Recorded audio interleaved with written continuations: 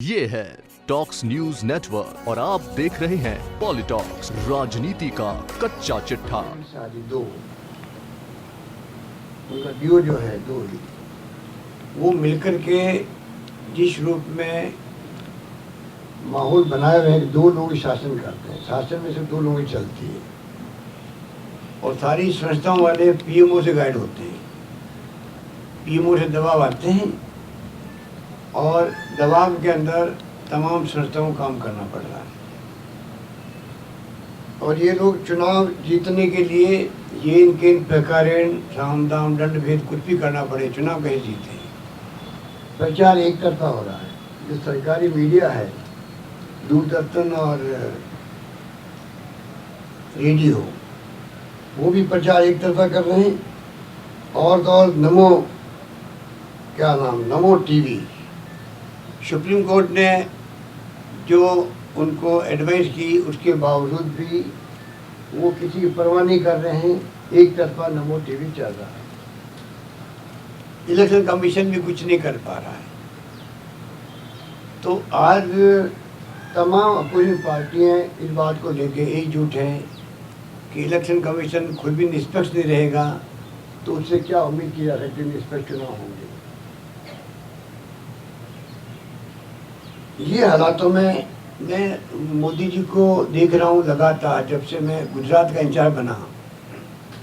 गुजरात में उन्होंने 2 बार मुझ पर अटैक किए और गुजरात के किसानों को आह्वान किया कि यहाँ जो पूर्व मुख्यमंत्री अशोक गहलोत हैं, जो यहाँ प्रभारी बन के आए हैं, ये गुजरात के किसानों को बर्बाद करने में लगे हुए रहे। इन्होंने पानी जो है, राजस्थान से जो पानी आना था हमारे हिस्से का, उसको नहीं आने दिया, रोक दिया पानी। ये इन्होंने इशू बनाया था वहाँ पर किसानों के लिए और उनको भड़काने का काम किया। तो जब मैंने राजस्थान हितों की रक्षा करी उस वक्त में, इसलिए मुझे गुजरात में उनके आरोप सुनने पड़े। तो उनको क्या अधिकार था यहाँ राजस्थान में आगे कैंपेन करने का? राजस्थान के अधिकारों की रक्षा मैंने करी तो वही व्यक्ति, वही प्रधानमंत्री आकर के कैंपेन कर रहा है और जनता का आह्वान कर रहा है सपोर्ट मांगने की। उनको नैतिक अधिकार है ही नहीं।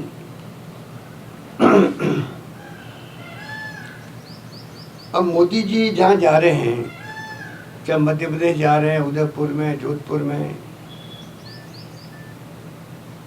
उत्तर प्रदेश में, जहाँ जा रहे हैं वो कोई न कोई बात को लेके राजस्थान के मुख्यमंत्री को टारगेट करते हैं। और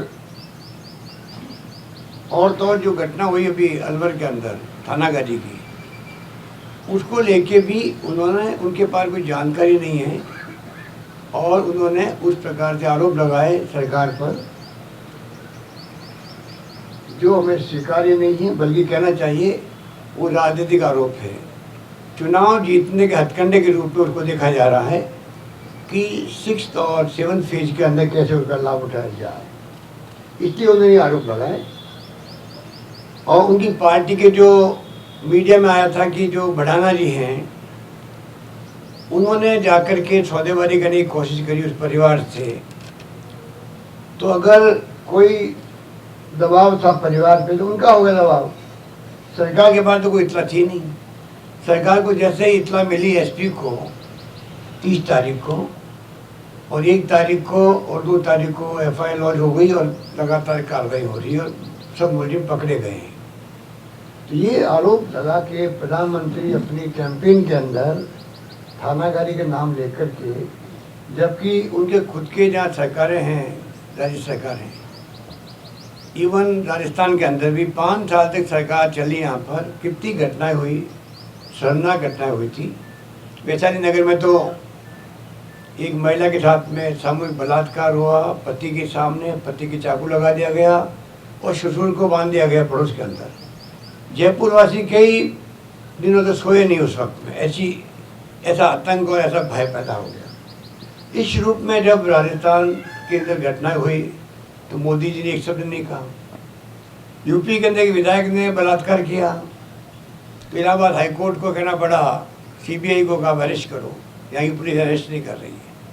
तो थानागाजी क्यों दिखा उनको, जबकि थानागाजी के अंदर जो हमने कार्रवाई करी है, थानेदार को सस्पेंड कर दिया, एसपी को हटा दिया और थाने को लाइन हाजिर कर दिया। बाकी जो कदम उठाए मैंने अभी आपको पहले मैंने एक बार ब्रीफ कर चुका हूँ।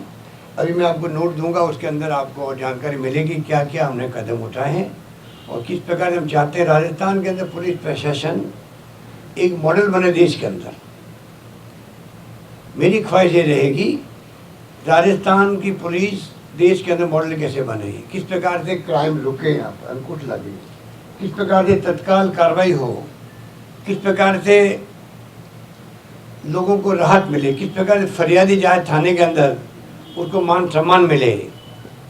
इस दिशा में हम काम करना चाहते हैं। और जिस रूप में राजनीति हो रही है थानागाजी को लेके चुनाव जीतने के लिए, मैं समझता हूँ जनता समझती इन बातों को और मोदी जी को समझना चाहिए कि आप प्रधानमंत्री देश के हैं। उच्च रूप में आप बिना जानकारी के आप इस रूप में जो कार्रवाई कर रहे हैं उच्च नहीं की जा सकती।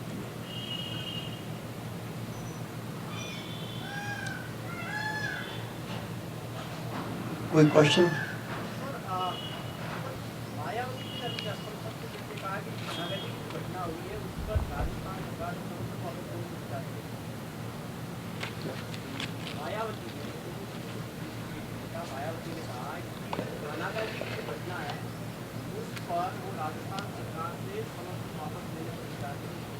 करेगी, ये थोड़ी क्या कर लिया है, करेगी, करेगी में तो आप देख तो फ्यूचर ही होता है।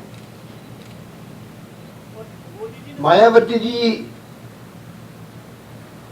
का स्वाभाविक है कमेंट करना, क्योंकि वो बीएसपी की नेता है और दलित परिवार के साथ में अन्याय होगा तो उनका बोलना उचित मानता हूँ, मैं स्वाभाविक मानता हूँ। तो मोदी जी जिस प्रकार की राजनीति कर रहे हैं, उनकी पार्टी के राजस्थान 5 साल तक 2 अप्रैल की घटनाओं में क्या हुआ, 350 मुकदमे दर्ज हो गए एक दिन के अंदर, 350। तो दलित विरोधी कौन लोग हैं जनता जानती है। और मायावती जी के बोलना स्वाभाविक मानता हूँ मैं, और मैं समझता हूँ कि हमें किसी को ऐतराज भी नहीं होना चाहिए उनकी बात पर। मायावती जी ने प्रधानमंत्री जी से भी इस्तीफा मांगा है, मोदी जी से भी इस्तीफा मांगा है। वो तो मांगना स्वाभाविक है और मांगना ही चाहिए उनसे। सर, मोदी जी ने कहा है कि मायावती जी को राजस्थान से समर्थन विड्रॉ कर लेना चाहिए।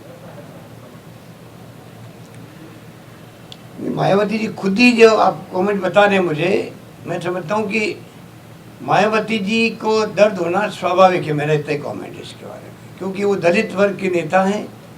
दलित के ऊपर ये जो जुल्म हुआ है इसकी कोई अनदेखी नहीं कर सकता, और हमारी गवर्नमेंट सब वो कदम उठाएगी जो एक गवर्नमेंट को उठाने चाहिए, चाहे हमें कितने एक्सट्रीम जाना पड़े।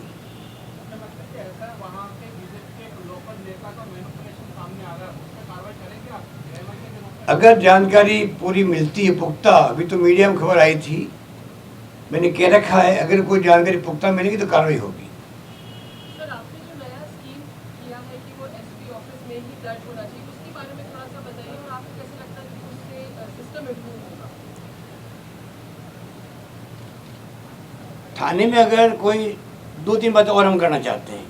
थाने में कोई व्यक्ति जाए फरियादी, उसको उसके शिष्टाचार के साथ में बातचीत हो, अच्छा व्यवहार हो, उसको हाईटेक कैसे कर सकते हैं हम लोग जिससे कि जानकारी मिल सके, क्योंकि आमतौर पर शिकायतें रहती है थाने में कोई आदमी जाने की हिम्मत नहीं करता है, थाने में जाना नहीं चाहता कोई व्यक्ति। इन सब सिस्टम को बदलना चाहते हैं कि किस प्रकार से थाने में कोई जाए फरियादी तो आराम से जा सके, कंफर्टेबल फील करे, और अगर वो थाने में रिपोर्ट दर्ज नहीं करे कोई थानेदार तो उसके लिए सिस्टम बना रहे हैं, ऑनलाइन भी बना रहे हैं, जिससे कि वो दर्ज करवा सके। दर्ज नहीं होगी तो एसपी ऑफिस के अंदर व्यवस्था करेंगे कि वो शिकायत वहाँ दर्ज हो जाए। ये पुख्ता व्यवस्था कर रहे हैं और आजकल में ऑर्डर निकल जाएंगे। और जो मैंने कहा महिलाओं के लिए कि तमाम जिलों में नई पोस्ट क्रिएट की जा रही है डीवाईएसपी की, सिर्फ इस काम के लिए कि महिलाओं के साथ में कोई अन्याय होगा, अत्याचार होगा, उत्पीड़न होगा तो उसके लिए जैसे SC ST के लिए अलग होता है CO, उसी ढंग से DYSP अलग से रहेगा। वो पोस्ट क्रिएट जल्दी करा देंगे। तो मतलब एसपी ऑफिस की निगरानी रहेगी फिर उस केस में, वहाँ पर दर्ज हो जाएगी। निगरानी भी रहेगी और यहाँ तक मेरी सोच है कि बाकायदा एसपी और आईजी कॉन्फिडेंशियल रिपोर्ट भेजे अपने मातहत अधिकारियों के बारे में कि कौन लोग अच्छा काम कर रहे हैं, उनको रिवार्ड मिल सके, कौन लोगों की मिली भगत है अभियुक्तों से, कौन लोग रिश्ता निभा रहे हैं, भाई भतीजावाद कर रहे हैं या अपने संबंध निभा रहे हैं। तमाम तरह से रिपोर्टें सरकार तक आए और 4 महीने में एक बार मैं खुद बैठूंगा चीफ सेक्रेटरी एसीएस होम और डीजी के साथ में, और हम रिव्यू करेंगे कि 4 महीने की रिपोर्ट क्या आ रही है जिलों से। उसके आधार पर हम चाहेंगे कि कुछ कार्रवाई हो कि कौन थाने के अंदर, कौन एडिशनल एसपी, कौन सीओ क्या काम कर रहे हैं, किनको रिवार्ड करना, किनको पनिश करना है।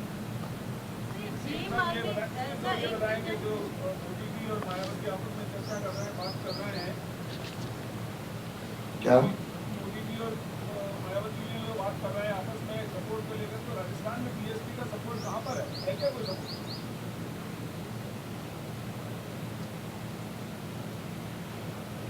क्या मैं कह रहा था मायावती और जो मोदी जी आपस में चर्चा कर रहे थे, लखनऊ में भी कर रहे थे, गाजीपुर में भी कर रहे थे, और दिल्ली भी कर रहे थे, चर्चा करें आपस में? बयान बात किए उन्होंने, और उसमें ये कह रहे हैं कि राजस्थान में जानना चाहते हैं राजस्थान में बीएसपी का सपोर्ट कहाँ है सरकार को? राजस्थान में बीएसपी का सपोर्ट हमारे पास है और वो बना रहेगा। तो ये भीम आर्मी आपको लग रहा है कि कुछ ग्राउंड बनाना चाह रही है राजस्थान में? तो भीम आर्मी कुछ ज़्यादा एक्टिव दिख रही है कौन? अभी। भीम आर्मी सर, तो कुछ लग रहा है कि वो राजस्थान में अपना ग्राउंड सेटल करना चाह रही है इस इशू पे? देखिए, डेमोक्रेसी के अंदर ये छूट सबको ही है। ये तो हम आपको कहते हैं कि मोदी जी को हराओ, वरना फिर ये जो आप क्वेश्चन कर रहे हैं क्वेश्चन नहीं कर पाएंगे आप। मोदी जी को हराना इसलिए जरूरी है लोकतंत्र बचा रहे, भीम आर्मी आ जाए या और कोई नई आर्मी आ जाए, हनुमान बेनीवाल आर्मी आ जाए, कोई आर्मी आए तो कम से कम बचे रहे हम लोग, क्योंकि इन सबको छूट है करने की। कोई मीणा की आर्मी आ जाए तो हमें कोई चिंता नहीं होनी चाहिए, क्योंकि ये तो डेमोक्रेसी है। पर अगर मोदी जी जीत गए तो ये तमाम जो छूट मिली हुई है देश को, उस पर अंकुश अभी से लग रहा है और लग जाएगा। पूरा मीडिया आपका जो है, आपका परिवार, जिससे मेरी शिकायत रहती है, आपके मालिक लोग, आपके एडिटर्स, आपके एंकर जिस दबाव में काम कर रहे हैं, वो बहुत अनफॉर्चुनेट है, बहुत अनफॉर्चुनेट। अभी भी मीडिया में टोटली वही छाए हुए हैं, मोदी छाए हुए हैं। ऊपर से आपका दूरदर्शन और रेडियो और साथ में आपके नमो टीवी। तो बता दीजिए अब क्या बचा है? क्या हो रहा है देश के अंदर? आप सबको चिंता होनी चाहिए, मेरी चिंता में आपकी भागीदारी होनी चाहिए। और ये बात मैं राजनीतिक नहीं कह रहा हूँ।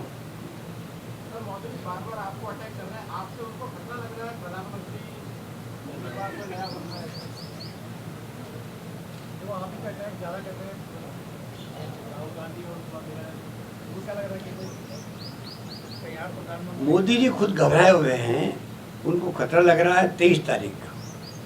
23 को क्या होगा? जो व्यक्ति ये कहे बंगाल के अंदर 40 एमएलए मेरे संपर्क में हैं, कभी आपने आज़ादी की बात सुना किसी प्रधानमंत्री के मुंह से कि वो ये कहे कि एक स्टेट के अंदर 40 एमएलए मेरे संपर्क में, 23 तारीख को जैसे हम जीतेंगे टूट के मेरे साथ आ जाएंगे? ये क्या हो रहा है देश के अंदर? बहुत खतरनाक खेल खेला जा रहा है। और मोदी जी और अमित शाह जी दो ही चेहरे हैं देश के अंदर जो राज कर रहे हैं। सारे आरएसएस के बंदों को बैठा दिया तमाम डिपार्टमेंट के अंदर। आपने देखे आरएसएस के लोग होंगे तो सबको बैठा दिया गया आरएसएस के अंदर, उसके अंदर एक एक बंदे को बैठा दिया गया। और साथ में क्या हुआ, क्या हो रहा है? बैठा दिया गया, उनके पर पत्ता ही नहीं रहता डिपार्टमेंट का। सेक्रेटरी को बुलाया जाता, पीएमओ के अंदर मंत्री जी बैठे हुए हैं, बड़ी बेइज्जती होती है उनकी। सारी संस्थाओं में आरएसएस का कब्जा, सारे वाइस चांसलर आरएसएस के। मंत्री कौन बनेगा आरएसएस तय करते हैं, मुख्यमंत्री कौन बनेगा आरएसएस तय करते हैं। तो मैंने क्या गलत कहा? अगर आरएसएस अपना आपको राजनीतिक पार्टी डिक्लेयर कर दे तो इसमें हर्ज क्या बताइए? ये मैं ईमानदारी से कह रहा हूँ, राजनीतिक बात नहीं कर रहा हूँ। जब आपको टोटली आपने वल्लभ भाई पटेल को लिख के दिया कि हम सांस्कृतिक दल रहेंगे, जब गांधी जी की हत्या हुई थी उसके बाद में आप पे प्रतिबंध लग गया आरएसएस पर, लिख के दिया कि आप हम तो खाली अब जिंदगी में सांस्कृतिक दल रहेंगे, सांस्कृतिक संगठन के रूप में काम करेंगे, और आप पूरी राजनीति करने लगे हो। अभी राजस्थान के अंदर पूरी आरएसएस ने जो इमदाद करी, आरएसएस के बंदों ने, बीजेपी कैंपेन पूरा ही आरएसएस चलाया है, खुली किताब की तरह है। तो जब आरएसएस ही राजनीति कर रही है तो उनको डबल चैतन्य रखना चाहिए। जो आदमी हिंदू संस्कृति की बात करते हैं, हिंदू संस्कार की बात करते हैं, हिंदू परंपरा की बात करते हैं, उनकी संस्कृति, संस्कार, परंपराओं के दिमाग के अंदर एक भावना होनी चाहिए। चाहे वो हिंदू राष्ट्र की बात करे, खुल के करे, कांग्रेस अपनी बात करेगी, वो समभाव की बात करेगी, वो धर्मनिरपेक्षता की बात करेगी, आप हिंदुत्व की बात करोगे, मुकाबला होगा, जनता फैसला करेगी हमें क्या करना है। पर छिपकेबार कर रहे हो आप, ये खतरनाक है, ये खतरनाक है। आप खुल के आओ, बीजेपी को मर्ज कर दो अपने अंदर, आप और बीजेपी वैसे ही एक ही हो। तो मेरा सिंसियर एडवाइस है मोहन भागवत जी को कि उनको चाहिए कि इस पे विचार करें, मेरे सुझाव पे विचार गंभीरता से करें, और मैं गंभीरता से कह रहा हूँ इसको, तो खुल के वो अभी उनको कि मज़ा आ गया राज करने का। जहाँ जो भागीदारी इतनी शानदार हुई है, इसलिए पूरे देश में मैदान में कूद पड़े हैं वापस मोदी जी की सरकार बनाने के लिए। जब ऐसी स्थिति आ गई देश के अंदर तो उनको चाहिए अपना आपको सांस्कृतिक संगठन कहना बंद करे, राजनीतिक पार्टी के रूप में उभर के आए, और सीपीएम, सीपीआई, कांग्रेस जो भी संगठन है अपनी अपनी बात जनता को कहेंगे। जनता माई बाप होती है, वो फैसला करेगी हमें किसको सत्ता देंगे, हमें ऐतराज़ नहीं होगा उसके बाद में। अभी हमें ऐतराज़ है, आप बात करते हो सांस्कृतिक संगठन की और हिंदुत्व की, और बीजेपी राजनीतिक पार्टी है, वो संविधान बनने की बात करती है, संविधान में धर्मनिरपेक्षता लिखा हुआ है। तो आपकी जो डबल चाल है वो उचित नहीं है, उनके खुद के लिए उचित नहीं है, उनके चरित्र के लिए उचित नहीं है। चाल चरित्र चेहरे की बात करते थे, वो चाल चरित्र चेहरा सब बिगड़ रहा उनका। इसलिए मेरी सलाह है वो अपना वापस ठीक कर ले, गाड़ी लाइन पे लाए और राजनीतिक दल के रूप में उभर के आए। कमल हासन का एक बयान आया है कि नाथूराम गोडसे आजाद भारत के पहले हिंदू आतंकवादी थे। क्या आपको लगता है कि आतंकवाद का भी कोई धर्म होता है? कोई धर्म नहीं होता, आतंकवाद आतंकवाद होता है, कोई धर्म नहीं। 23 तारीख के जो आंदोलन चल रहे थे, मतलब थानागाजी घटना, जातिवादी संगठन सर ऐसे आंदोलनों को हाईजैक कर रही है। पहले की घटना किसको आंदोलन जैसे थानागाजी घटना, जातिवादी संगठन इसको हाईजैक कर रहे हैं सर ऐसे मूवमेंट, तो राजनीतिक दलों पर भरोसा नहीं रहा सर, क्यों ऐसा हो रहा है? क्योंकि 76 साल के बाद में भी, आज़ादी के बाद में भी जो समाप्त होना चाहिए था जातिवाद, वो बढ़ता गया है। आज नई पीढ़ी के अंदर भी जातिवाद और ज़्यादा घुस गया, जो बहुत अनफॉर्चुनेट है। नई पीढ़ी या विज्ञान का तकनीकी का ज़माना है, हाथ में मोबाइल फ़ोन है, दुनिया मुट्ठी में है, उसके बाद में भी जातिवाद उनमें ज़्यादा घुसा हुआ है। मोदी जी मोदी कहने वाले ज़्यादा यूथ लोग ही हैं, और कल का भारत का भविष्य उनके हाथों में है, आने वाला कल का। और अगर वो मोदी करेंगे बिना सोचे समझे, सोशल मीडिया के माध्यम से, सोशल मीडिया अपना आप में देश की डेमोक्रेसी को खत्म करने का षड्यंत्र है। सोशल मीडिया अपना आप में देश की डेमोक्रेसी को खत्म करने का षड्यंत्र है। उसके चक्कर में आके अगर हम बोलेंगे, कल हमें हो सकता है पश्चाताप करना पड़ेगा।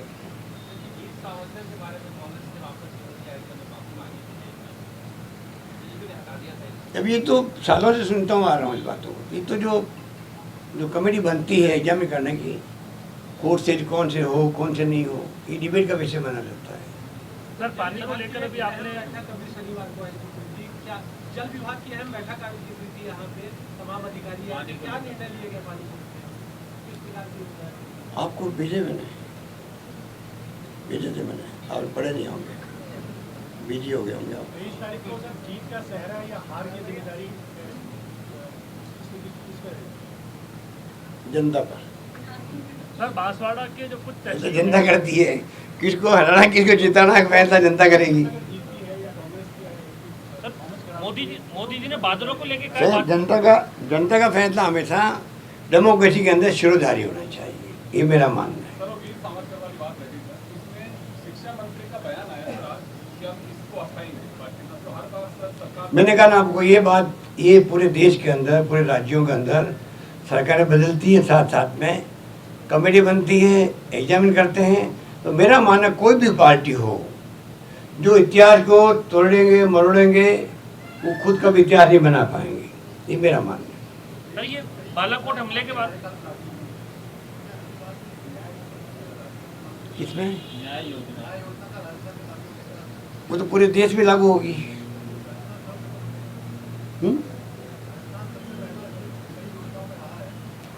वो राज्य, वो तो मैनिफेस्टो में लिखा है, कांग्रेस ने लिखा मैनिफेस्टो में, सरकार बनने के बाद लागू होगी तो पूरे मुल्क में होगी।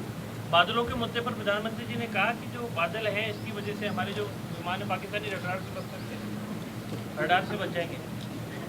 अब इसकी चर्चा पूरे विश्व में हो रही होगी, मुझसे क्यों कर रहा है?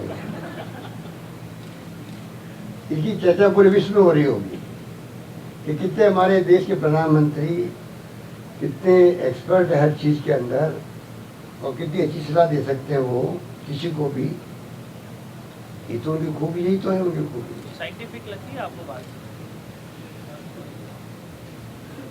मैं रहा हूँ सिविल एविएशन मिनिस्टर रहा हूँ मैं, तो सिविल एविएशन मिनिस्टर के हिसाब से तो मैं कह सकता हूँ कि मुझे लगता नहीं है कि जो प्रधानमंत्री जी ने कहा है वो, मुझे लगता नहीं है कि किसी भी रूप में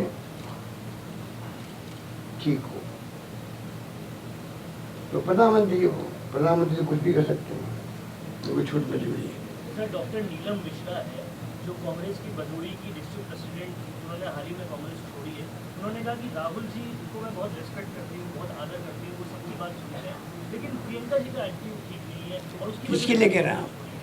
यूपी की भदोही की डिस्ट्रिक्ट प्रेसिडेंट है। तो मैं तो ज़्यादातर बैठा हूँ नहीं, लेकिन कांग्रेस के आंतरिक ढांचे पर एक सवाल है। ये आप अभी जाओ जल्दी तो बात करो, मैं तो यहाँ बैठा हूँ। मुझे आपने यहाँ बुला लिया, आप लोग नहीं बुलाते, मैं दिल्ली हेडक्वार्टर होता तो अलग बात थी। आप सबकी कृपा से मैं आज आपके साथ बैठा हूँ। मीडिया ने बहुत साथ दिया मेरा, आपके मालिक कौन है, आपके संपादक ने कोई कमी नहीं रखी मेरे साथ, मेरे साथ में कमी नहीं रखी। बस अच्छे संबंध होने के बावजूद भी बहुत अच्छा व्यवहार किया। फ्रेश मीडिया फ्रेंडली हम लोग रहे बचपन से ही, और मैं समझता हूँ कोई आपने कमी नहीं रखी। बहुत बहुत धन्यवाद आप लोगों का। लिखने वाला का भी, वो क्या कहते हैं, टेबल में कौन बैठते हैं, डेस्क एडिटर, मालिक, एडिटर, मेरे ख्याल से तो मैं ज़िंदगी में भूल ही नहीं सकते इन बातों को। हमेशा मेरा संबंध वैसे ही बना रहेगा, क्योंकि डेमोक्रेसी है, यही खासियत डेमोक्रेसी में। हम उनको मोदी जी वाली पार्टी के लोग नहीं है कि पत्रकारों पे हमले करते हैं बार बार। ये तमाम आरएसएस के लोग करते हैं, बीजेपी लोग करते हैं, और फिर भी आपके दोस्त लोग आरएसएस बीजेपी के बचपन से ही वो दिमाग में घुसा रहता है उनके। अब तो समझ आना चाहिए मोदी जी और अमित शाह राज करते हैं।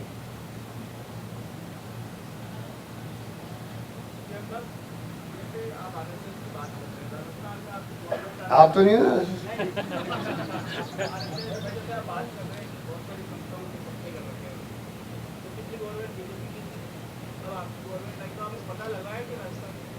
अभी तो सरकार बनते ही चुनाव आगे भैया। अब आपसे गुनोगा मैं आपको अलग से आप फैसला करूँगा कौन कौन लोग कहाँ बैठे हुए हैं, मेरा काम आसान हो जाएगा। नहीं, अगर वो मेरिट पे तो कोई दिक्कत नहीं है। सवाल ये आरएसएस का कोई आदमी है या किसी पार्टी का आदमी तो होता ही है। जजेस बनते हैं हाईकोर्ट के अंदर, वही सब पार्टियों के लोग होते हैं। सवाल ये जज बनने के बाद में उनकी भूमिका क्या है, सवाल ये आता है। ये है टॉक्स न्यूज नेटवर्क और आप देख रहे हैं पॉलिटॉक्स, राजनीति का कच्चा चिट्ठा।